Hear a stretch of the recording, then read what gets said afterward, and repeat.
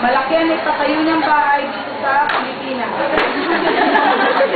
Ito ay regalo niya sa kanyang asawa at anak. Isang araw, nabalitaan niya na nasunog ito.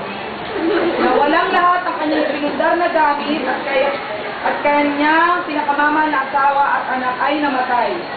Umuwi siya sa Pilipinas agad at nagdalumhati. Sa sobrang pag-iisip sa kanyang problema, ito ang naging daan upang siya ay maging baliw.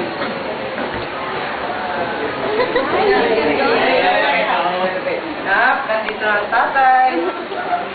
Di ba ba ako nakikita? Dito ako. Salamin ka na ba?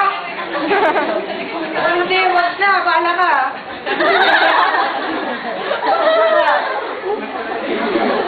O anak, may pasalubong ako sa'yo. Hindi.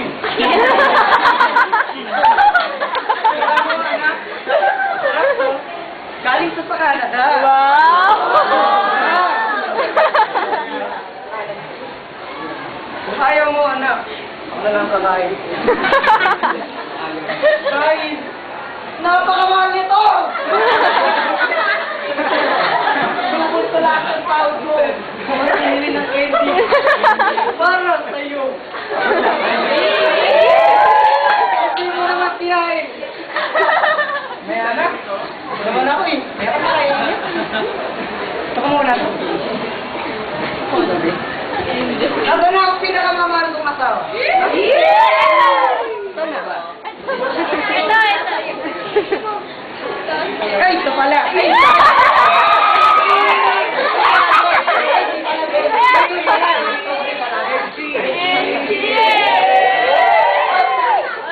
Ay, regalo sa'yo. Oh my God. Canada. Napaka-mahal nito. Meron pa. Teka. Meron pa. Bracelet. Ko'y nagsisilbing walang hangganang